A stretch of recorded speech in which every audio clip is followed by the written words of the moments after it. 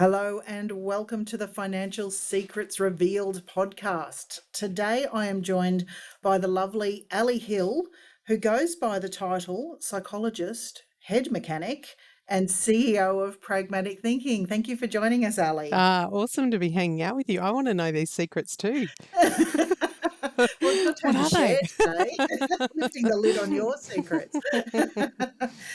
Too funny. Now, Ali and I first connected through the wonderful tribe that is Business Chicks, and I'm trying to think how far back it would be. I think maybe 2013, 2014, around Yeah, there. I think it was just prior you were had met up with the Hunger Project and were off to Malawi Malawi. for their immersion program. And I think I'd signed up for that trip, but the wheels fell off. And yeah, I did one later. But yeah, it was fabulous listening to your reminiscences and that journey. Do you still have fond memories of that time in Africa? Oh, it was so amazing. It was one of those ones that had been on my bucket list for a while, saying like I want to do that trip. And it's not a easy trip to say yes to, as you know. You've got to raise $10,000, and then take the time off. Like that's probably the big thing, as well as pay to go. And it was I just remember waking up and sort of almost having the start of the year going, why not this year? Let's just do it and have a crack. So the experience was life changing. As you know, you open up your eyes to possibilities, and I absolutely still think about that. One of the things I think about is resourcefulness. You get faced with what people can do with so little, and yet I feel like I have so much. So whenever I feel like, I can't do it, so actually I've got the resources. Who can Yeah. I tap into? So that's probably one of the legacies that stuck with me. Amazing lessons. Yeah, I got a bit addicted to the trips. Ended up doing three. So I'm so disappointed now with the world lockdown that we can't do those anymore. But Yeah. yeah, and I think thinking about the resilience that, learning about leadership from the poorest people in the world, it's the last place you'd think to look. And I think that's put us probably both in very good stead. We're locked down in a pandemic. It's very easy to think, oh, my life's over. I have to wear a mask and I can't go to the supermarket. I I know, might run while out I of walk along the beach and sip my latte. yeah, exactly. So, I think you look back and go, you know what, there's these people over there overcoming odds that are, to you and I would be insurmountable and making, little entrepreneurial businesses and living life. And yeah, it's a beautiful perspective to be able to have and carry forward through this time. Yeah, but don't you remember as well, one of the things that struck me was that they worry about the same things you and I do. Like, are Yes. our kids going to marry the right people? Are they going to be healthy and happy? Like, it's the Yep. same thing, regardless of kind of context or what else is going on. There's this commonality that we share that, again, Humanity. really Yeah. struck me. As mothers and yeah, little business people and just humans. Yeah, Mm. absolutely. Now you run a company called Pragmatic Thinking that's been lucky enough to get into was it the AFR Fast 100 or BRW? I'm getting all my acronyms mucked up It now. used to be BRW, but it's now AFR Fast 100, and we got into that 3 years in a row, back to back. Fantastic. Can you tell us a little bit about Pragmatic Thinking and what you do there? Yeah, so it's a behavior and motivation strategy company, which is a lot of words that people go, I know what they mean, but I don't really know what you do.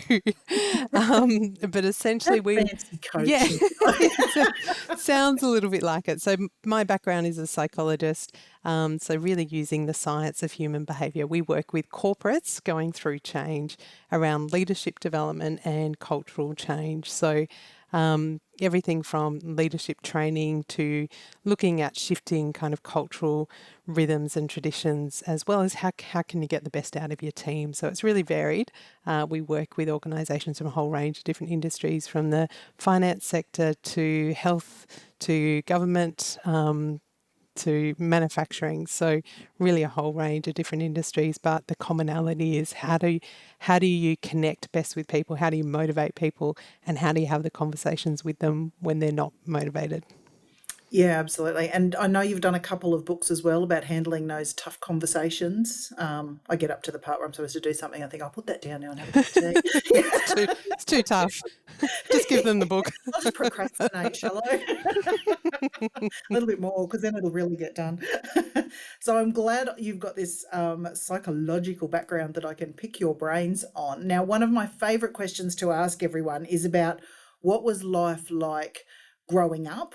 What did mum and dad do? And what were the lessons that were spoken or unspoken around money? So can you fill us in a little bit about the early days of Ali? This is such a great question. And in the context of finances and money and what we're taught, what we pick up is it's so interesting. So I grew up with both of my parents were public servants. So my dad, I think, is probably he was one of the last of those get a job for an entire career. So he worked with State Forests of New South Wales, so in the forestry department, for 42 years. So got a Wow. cadetship, I went hope through you got a gold watch at university. the end of that.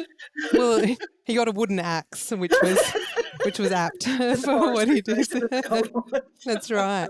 And we moved around. We lived in beautiful kind of places, but it was very much you do the time, you get promoted because you've been there for a length of time.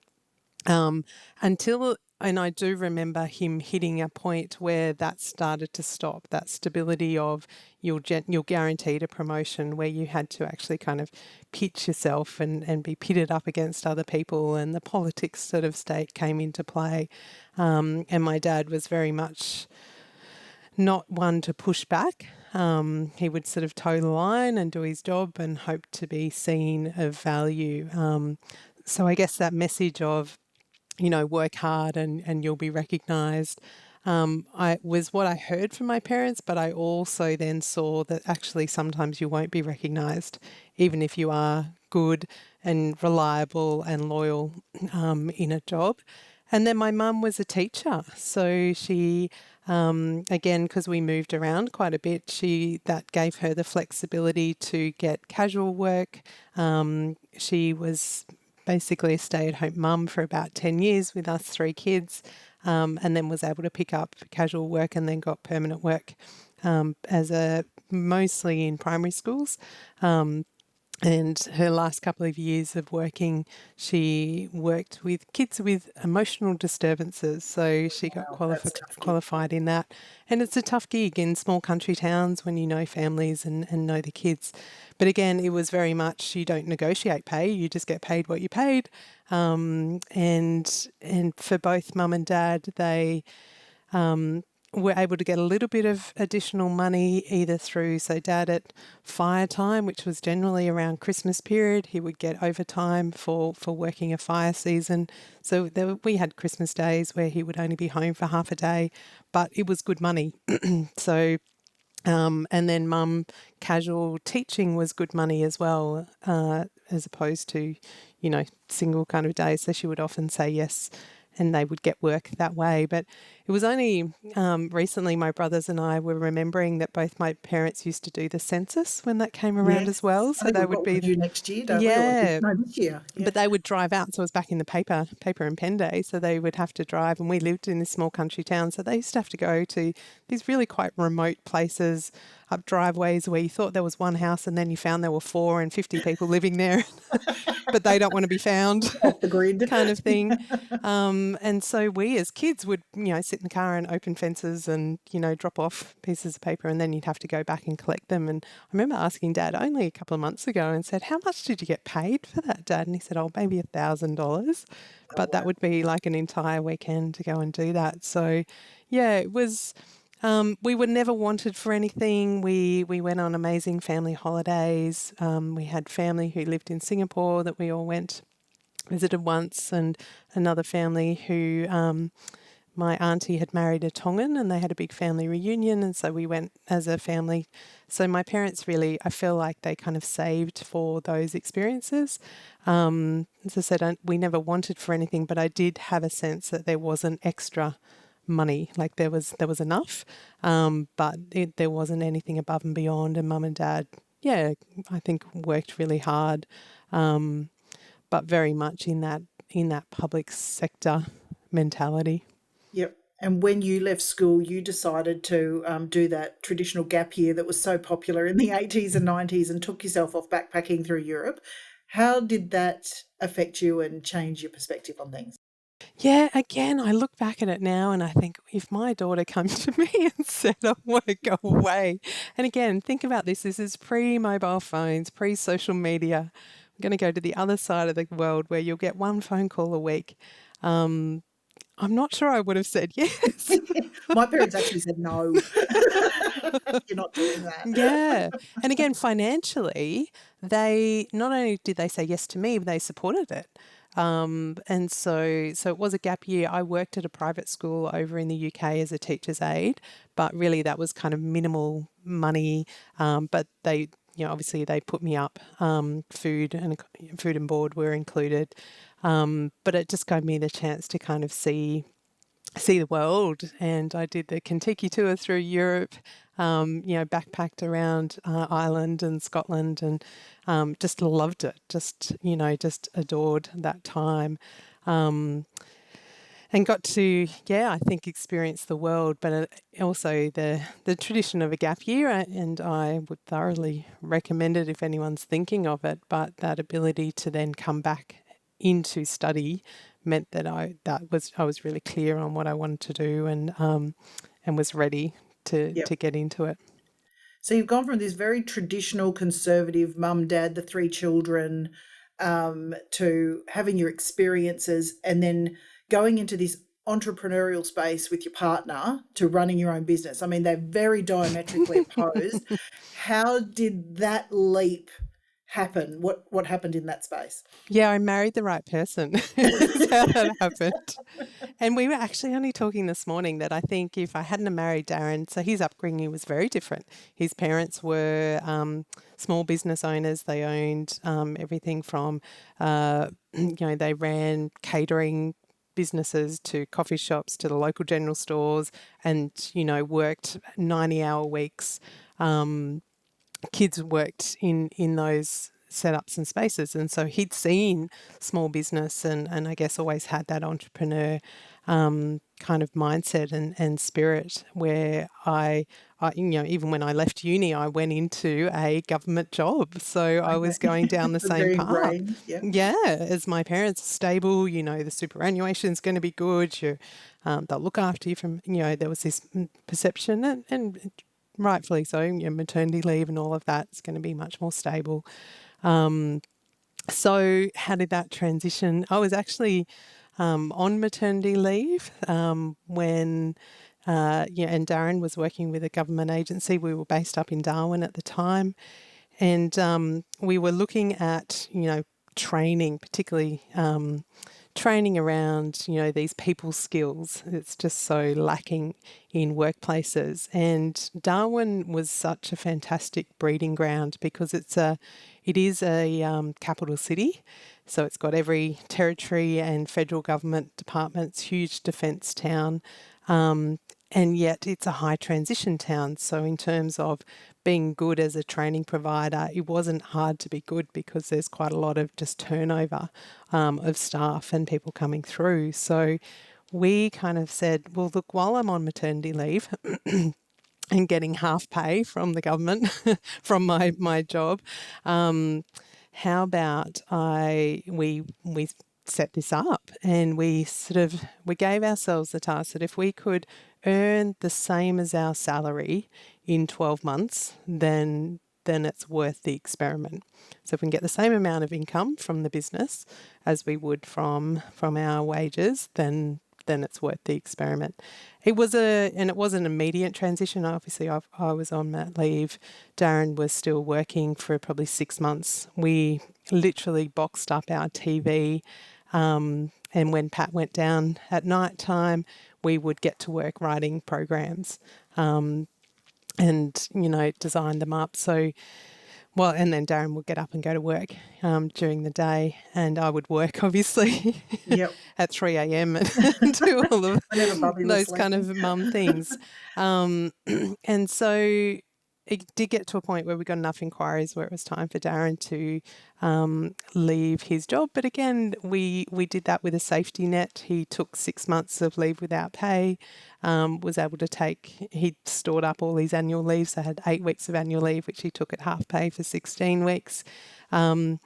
So we very much kind of had these backstops, but we found we were able to get the revenue we were hoping to get in 6 months, in 12 months, we did it in 6 months.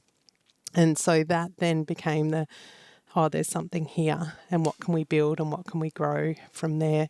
So we did get to a point where it was time to burn the bridges, so to speak, to actually resign for both of our jobs. And we just knew in a lot of ways it was a no risk. We could go back to those jobs or similar types of jobs if we needed to. But it just, gave us the flexibility to do the kind of work we wanted to do. And decide on the days and the times that we did it. So that's how it started. Especially with a little growing family, that's perfect. Gives you a bit of flexibility. Now, outside looking in, it all sounds like you've lived a bit of a charmed life. Everything was good. It's lovely. You've got this lovely husband now. You're starting a business. You've got the babies. Have the wheels ever fallen off, or things gone bad, or you've had any financial setbacks? Now it's time to lift the lid, Ali. Give us the dirt. What's gone wrong? Hell yes, Amanda, of course. You know the answer to this one. I think, and again, Darwin was such a great training ground. So we just had this year-on-year increase where each year we sort of doubled our revenue, and that kind of grew through word of mouth. It grew through contacts and relationships that we had. And about 4 years into it, we decided it was time for us to move back down to the east coast, back to be closer to family. So we left Darwin and we moved to where we are now, here on the Gold Coast. But we were incredibly naive. I look back at it now and I go, we had absolutely no handle on our finances. All we kind of knew was top line revenue. And we would kind of look at profits and, we'd go to our accountant and go, you made this much profit. We look in our bank and we go, why is it not sitting in our bank account? That doesn't make sense. You just told us we've made this profit and we've got no money. But we were just completely naive and weren't looking at it. And we moved down and we arrived on the Gold Coast. And honestly, I think not that we consciously, but I think we just thought that when we arrived, people would know that we'd arrived and they would come knocking on our door. Or do they not? Don't they know who you are? And they didn't. I don't know why. God, so... but we'd put on a staff member, we'd rented an office over in Coolangatta, and we just were waiting for the work to come in. And we were getting work back in Darwin, so Darren was flying up 2 weeks out of every month. We had 2 young kids. At this stage, I was just mainly doing the back end work, not delivering.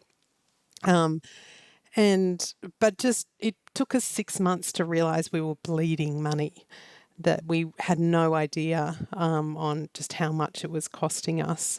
And so we were in an absolute survival mode. And it was only when I went to go and pay bills that I realised we didn't have enough money in the bank account that I'd be stressing, walking around Darren and go, have we got financial problems? Yeah. And the kicker came when, for nearly 2 years we hadn't done a tax return. And of course we got a 50 grand tax bill. Ouch. Just because we hadn't you had that sitting looked. there waiting because you'd handled it beautifully over that time. Yeah, we'd had all this money coming in when we in these so that was the perfect awakening, as I'm sure you've heard from talking with people, that it's these financial setbacks that actually give you the best lessons. That I think if someone had told us, know your numbers and be aware of, put aside money for tax, we would have gone, yeah. And I'm sure someone probably had. But until you get that kind of bill, until you have this sinking in your gut feeling, till it becomes a big enough priority, then of course that then hits you home as a much bigger lesson. So we sat down and we looked at it and we realised we're paying for a staff member and an office, and Darren's away for 2 weeks, and that's all that trip is covering is rent and a staff member, and we're not making anything. How about he stopped travelling and we get rid of both of those, and we come back and we just start again. Well, they do Um, say rock bottom is a very solid foundation to move forward. yeah, yeah. And truth be known, we weren't like, it wasn't destitute or anything like that, but it was the perfect awakening.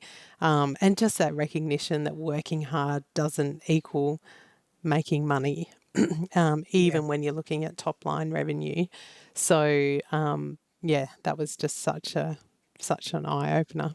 So, looking back at those naive, wide eyed, lovely young entrepreneurs, what lessons, do you wish you had under your belt or had learned or been told or taken on board when starting out in business, new family, moving to the other side of the country? What things do you wish you'd known or done? Yeah, I mean, again, I don't regret anything, and like I said, I think any experience you learn from it. But what did I now, if I went back and I'd give that advice, it would be to really know your numbers. So understand what that means. Where does money go? To understand the difference between profit and take home. That profit is just this beautiful theory that sits on a P&L sheet, but it's not the money in your bank account. So cash is king, and to really understand what does that mean, having that money aside for tax. Again, recognizing that the privilege of paying tax is that you are making money, and that's not necessarily a bad thing. But I think it's that regular checking in, not being scared of. If I look back on it, and not only that circumstance, but other circumstances, even when we started to go into fast growth, growth is very expensive, as you know. Like it costs money to grow a business, to be putting on staff. And there was definitely a period where we were at our highest staffing, about 21 staff, probably our highest revenue, but we were hardly making money because the cost of the business that needed to run, we weren't focusing on, we weren't lean in terms of where we were spending money on printing or those sorts of things, because it was just really focused on growth and not focused on profitability, or those kind of margins. So I think not being scared of looking under the hood, Yep. is what I'd go back and tell myself. And it's only when you understand your current position that you can then make really good decisions moving forward. So, did you just sort of sit down one day and scribble it all out on a piece of paper and go, right, this is what we need to do? Or did you think of partnering with any financial professionals? How did you then move forward with the business to turn things around? Yeah, it was probably about then that we met an amazing accountant, and we've been through a few different accountants, but we met someone who really became a business partner in a lot of ways. So really understood what we were trying to do with the business, but also who we were as, being, for Darren and I, being married and in business together and having kids. So really understanding financially, what did we want for our family, but also the time and effort we wanted to get out of the business. So that, and yeah, been with that accountant for the last 8 years. And that has been like the third partner in our business. We have quarterly check-ins, where, and Darren and I love it. Every single time we go in, it's almost like we get our ass kicked when we need to get our ass kicked. We need to pull our head in, and focus on things again. And then there are other times we'll go in feeling a bit beaten up, and we'll walk out going, no, no, no, like things are good. We're on the right track and we've got a pathway forward. So, absolutely getting a really good financial support, whether that's an accountant, or someone who can guide you through the figures, what it means, and some of those key decisions when it comes to business, which then obviously then flows into personal wealth. Yeah, I think that's really important. It's, I suppose, more the accountability, isn't it? That you have to front up and put out as far as your Yep. figures and all the rest of it And they goes. go, "Where did Be this money accountable. go? And what's going on over here?" And Yeah. they would say to us, "You're allowed to put on one person." We come back and go, "We've hired 3. Is that okay?" We They're didn't like, think we "Okay, we'll figure that out." Too funny. So how do you think I suppose our upbringing and our beliefs can either limit us or open us up to opportunities? I'm getting down into your psychological background now. Do you think how our upbringing and those spoken or unspoken lessons that we've seen, do you think they impact us over time? 100%. I mean, you're probably speaking to someone who's a bit biased in this regard, but I think that question you ask about what were we told or not told about money growing up is such a powerful reflection for anyone listening, because it's in those seeds. I think it can give us the idea or the guidance around what are we doing now? Where we're guiding? What do we think we should be doing? Where might some of those fears come from around money? What is enough? What's not enough? What's our risk appetite? All of that kind of comes from what do we believe to be true? How much do I think I'm worth? So, and I know you work with a lot of female entrepreneurs, but the amount of times I talk to friends and colleagues who have got their own businesses and they just get paralyzed by knowing what to charge. Mm. Like, isn't there, like, No, can't someone definitely just been tell there. me? And you're like, and I now just have a standard reply that's add a 0. Like, whatever Yeah, you think, I want you to add a 0 and get really kind of confronted by it, because that's yeah, probably what you're worth. yeah. But if we don't believe that that the product or the service that we're providing is of value, that it's going to positively impact other people, that it's worth valuing, then we almost we do ourselves a disservice, but also the work that we and the impact that we can have. So, absolutely looking into those beliefs.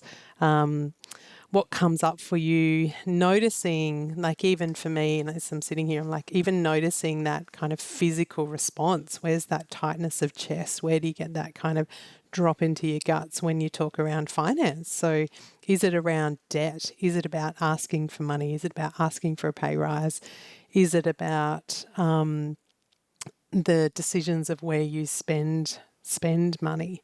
Uh, Whatever it is, it does. There's no kind of. It can be a whole range of different things, but just notice those responses, and asking that question of, oh, what's going on here? What do I believe here? Is a Mm. really powerful way to investigate that. There's a lot of people who, come from, I suppose, a very scarcity background, who've now got this abundance mindset. So I know we can change those beliefs. And even yesterday, I was smacked in the face by it. I was talking to another advisor, and we had similar sized clients with value in their self-managed super fund. And I hold a master's degree. I've been doing this for 20 years. This advisor hasn't invested in education. And we talked about what sort of fees are we charging. His fee was 3 times what I charge. And it was just that slap in the face of me still going, like you said, out of 0, I'm still not charging what I'm worth. And I'm Hmm. sitting there going, oh, I've done it again. So, it's always those wake up calls that we sit there and go, it's my headspace that's gone, well, I'll only charge that fee. And this guy's going, well, I'm charging 3, 4 times that. And I'm like, Mm. oh, so it's me holding me back. So, yeah, I know those limiting beliefs, personally, they impact all of us. So, yeah, absolutely. Now, since working with financial professionals, do you do really boring things like run a budget and keep an eye on profit? I mean, people, I know their eyes glaze over, they're going to tune out when they hear that word, but how do you find it valuable, and do you do it?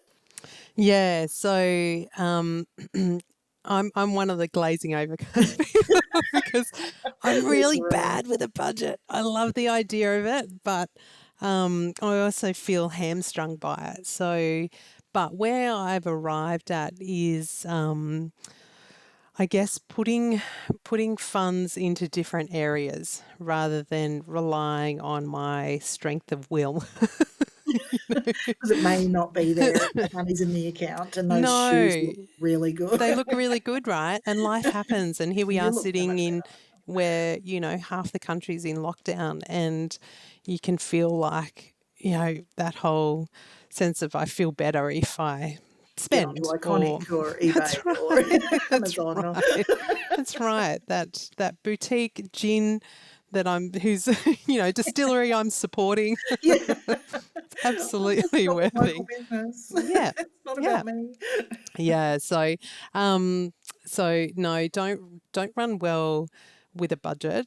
But definitely have a stronger focus on just where money is flowing, and how much we want to be kind of looking at spending on different things. Having said that, the last couple of months, Darren and I have been really focusing on this area, both for the business and just understanding. So for the business, I would say much stronger. I feel like I'm constantly looking at, almost on a daily, but definitely a weekly basis, revenue, potential revenue, and what's coming in next quarter. Our bookkeeper does an incredible cash flow forecast that I get every Friday that allows me to look at what's been spent this week versus what we've actually had come in the door. And that's forecast out at least 3 months in advance with all the expenses. So it gives me a chance that within a week, if there is a major expense that I wasn't aware of, I can be picking that up straight away. So it means that you're not waiting till a quarter or to the end of a financial year to go, where does that bleed come from? So very much looking at that on a regular basis, and very clear on where those numbers are. And I've started that conversation a bit more now, even with our team, around money and things coming in the door. From a personal point of view, we've had to be honest, we've had a tough start of our year with just some really sad experiences happening. We had a very close friend, family friend, and the fellow who was actually our accountant for 8 years, who I spoke about before, passed away suddenly in a surfing accident. And 3 young girls, similar kind of age and stage that we're at. And through that experience, as well as my father passed away in February this year as well.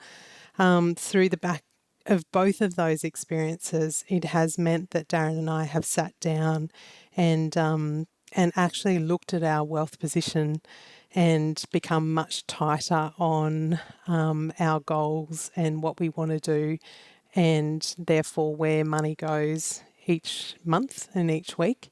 And it's just one of those ones that I think sitting down and planning for the possibility of what can happen when life kind of happens, it has allowed us to actually go, what do we want to get out of life? So whilst we're talking about finances, I think it's such a building block to give you the opportunity to then look at the other areas. What are those things that are never going to be on a P&L that invest in our lives, spending time with Money's the family? tool that enables Absolutely. much of that to happen, isn't it? So Yeah, yeah. And it can be the thing that gives you the freedom or the possibility to know that we're okay, or that our kids are okay. And our friend, who was an accountant, he was so incredibly well organised in all of this. And so his family have been set up and supported. And it's been just one of those really tough but amazing kind of gifts for us to sit down and go, let's actually look at our wealth position. We've got a great friends of ours that have gifted us this idea of actually pulling together a treasure map. So I feel like I'm sounds pulling fantastic. together all of these threads that of different aspects that we just pay each year. So things like our home and contents insurance, our superannuation, where is that up to? And we've found funds in a super fund from years ago that we had just forgotten about. So pulling all of those kind of things together makes me feel much more grounded in our financial position. but also clearer about our financial goals. And so Darren and I have now set up that we are going to have a monthly catch up around that document, and say, is this still our financial goals? Is this, has there been any major expenses come through? What money can we put aside for an emergency or a rainy day so that we can feel comfortable? And then where can we then invest in those things that don't come into a P&L sheet? What can we do to invest in our health, in our marriage, in our time with our kids? So setting up those other goals, but having the groundwork of that financial structure has already, we're only probably a month into that process, but it's already given me a much more solid grounding on what might be possible. It's a great idea. Treasure map. I love that. It's so aspirational, isn't it? It sort of brings all your I suppose, your treasures together, your investments, whether that is your life insurance or your income protection or your self-managed super fund or your retail, whatever you've got, that, they are the treasures that will provide. And I think, like you said, that gift that your accountant friend, when he passed, it doesn't bring them back and it doesn't make it less sad. But boy, it's one less thing to worry about, to know that the family's taken care of. That is such a beautiful gift to have left behind for his family. Oh, It is a gift for those left behind. For those who say, look, insurance is rubbish, it's just, money, it's, waste of time. Tell that to any widow or children left behind. It's always been the best investment. And no one's ever come back to me and said it's too much. So, yes. yeah. Yeah. Yeah, no, exactly, exactly. And I think that opportunity to check in with it, whether it's monthly or annually, to go, is that still relevant? Is that still important? Where are our kids at now? Are they financially independent and you might not need it? So just knowing that it shifts and changes with life and it's got that flexibility. But right now, with our kids at age 11 and 13, it's really important. And I think, like we said, where money becomes a tool to do other things, it's not just about having money in the bank or being rich, or, you watch these different Instagram or social posts, and when people follow you and you look at their feed, if every single picture is you doing a pout or you at the gym or just you, or your stuff, there's no way I'm going to follow you back. When I look and I see experiences and you living life and the wobbly bits and, your puppy dog and your pussycats and your kids and, that this is reality, I'm so much more attracted to, I suppose, that, the reality and the experiences of people's lives rather than the vanity side. So it's very interesting what resonates with us. And look, there's other people who just love that, show us your Mm. wealth, there's entire luxury feeds and all that. But I think it's a great way to look at what does attract us. Go and have a look through your feed and see what things are popping up all the time that you're surrounding yourself with, I suppose.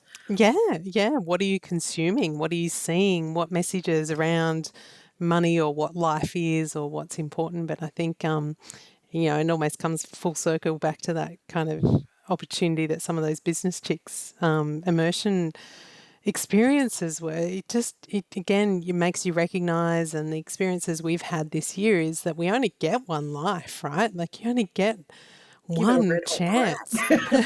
Yeah. And so why not? And again, the gift of our friend who passed away, if I looked at, he was someone who would buy toys. And when I mean by toys, they were surfboards or Jet skis. yeah, yeah, but when I look at them, they were always to do with experiences Experience. Yeah. outside. And so even Darren and I looked at that and went, oh, what if there was unlimited budget for experience type investments? And when I'd say investments in Yeah. inverted commas, but if it's something that motivates you to get outside, for us to, you know, Stand up take paddleboard as a stand family up, or yeah, yeah, whatever yeah, it is. yeah. Go fishing in the boat with the kids on a Saturday afternoon, to take friends down, kind of kneeboarding in the back of the boat or whatever it is. Then what is that importance of investing in those experiences? And I guess the other thing we've reflected on is what if these are the best years of our life? And that whole, you're waiting for retirement and we're doing what we can to have things set up and be financially supported. But also, what about those experiences now? And I'm sure you've seen plenty of people who hit retirement and then almost fall apart. They don't know what to do. No purpose. Yeah, No sense absolutely. of kind of purpose. So, and Darren and I are a bit kind of anti-retirement people. With the opportunities we have with keynote speaking and writing books, I plan on doing that till I'm 95. Yep. I think I'll go out with my Whether boot. people want me to or not. so Might so not be there your is this favourite financial advisor, yeah, but you'll still see me that's around. right. So there is this big life, and what if these are the best years, and what experiences could we have now, and what financial platform is required in order to give us a springboard to do that. Which brings me to my next question. Do you have a favourite form of investment? And it doesn't have to be a financial investment. Oh, this is it's a really good question. I mean, my favorite is people and relationships and connections. I think, it is those experiences. It's the conversations with people that light you up, or that you hear about opportunities that can tilt into the financial investments, whether it's businesses that you might be able to support, or stock that you kind of go, actually hadn't heard about that, or encouragement around property kind of investment. So as corny as it sounds for a psychologist to say my investment in people, I that's think it's great. probably what comes to mind. From a financial point of view, again, Darren and I were never going to be property investors, and yet we are at the moment. Where I know it is a point in time, but obviously property is in a pretty good position. Yeah. Pres Who'd have at thought it'd go so gangbusters after COVID? Yeah, yeah, Yeah. yeah. So we've got a couple of investment properties. One gets Airbnb'd, and one's just a standard permanent investment, as well as a commercial investment property. So I've really enjoyed exploring and understanding that investment. I'm excited to find out a bit more about whether it's stocks or potentially investing in other businesses. So I can feel like that's almost my next wave from a financial point of view, whether it's backing and supporting, and obviously have a really heart for female-led or female-founded companies and businesses that I can kind of almost see as my next phase of life, of where I might be able to invest in supporting that. Excellent. And one final question. What would you like to leave your children or teach your children about money? Lessons. Ah, how long have you got? Have you done any yet? Yeah, no, this is again, Darren and I were only talking about this morning, and reading an article by Scott Pape. Everyone knows Barefoot Barefoot Investor, Scott investor? Yep. Pape. But it's I'm probably right now at this position that I want my kids to learn the value of their own financial return. So I don't want to. It's a really tricky one of not wanting to. I want to give them a sense of here's a platform in life, but I don't want to take away the opportunity for them to have to work through some financial hardship themselves. So whether that's recognizing how to, and it probably goes back to my, work hard, and where can you invest that money. But I want them to know and understand the value. God, I sound so old. Value of a dollar, love. All I'm hearing is the psychology. You need to go through the adversity to get the resilience. Totally, All I'm hearing. totally. You don't get any handouts here. But again, it's a bit of that, the Hunger Project mentality. You don't get handouts, you get a hand up.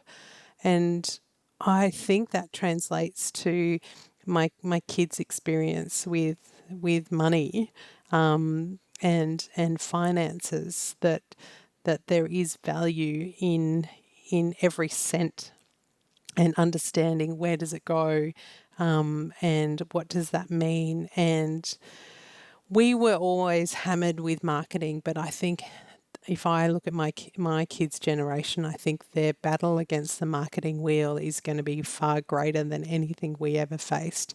It is constant, it is present, it is in their face, it is Well, nearly AI now controls it 24/7. too, doesn't it? Anything you look at, the Exactly. next minute there's the ad in your feed. You Yeah. talk about it with your partner and the ad pops, you're like, "Geez, this is So terrifying with your other stuff." exactly. So that ability to be really conscious to make those decisions, to have those kind of financial goals and work towards them, and to recognize that. And it's not even against marketing. It's marketing's job is to try and get you to believe that you need this in order to make you happy. Like that's what it's there for, and it's very, very effective. I've been at the end of it, and I continue will be at the end of it. But I Experiences, not stuff, Ali. yeah, but it for me, if it's that if they can learn to see that, to have the self awareness of that, and to spend and earn consciously, I think that will set them in really good stead. Excellent. Well, thank you so much for all those insights, Ali. It's been lovely catching up and having a chat. It's always too long between drinks, especially in lockdown. Way So, too long. and also for sharing those, beautiful stories about, it has been a tough year for you and losing a friend and your father, but the lovely lessons that can come out of that as well and the reflection. So, thank you so much again for joining me. Thanks, Amanda.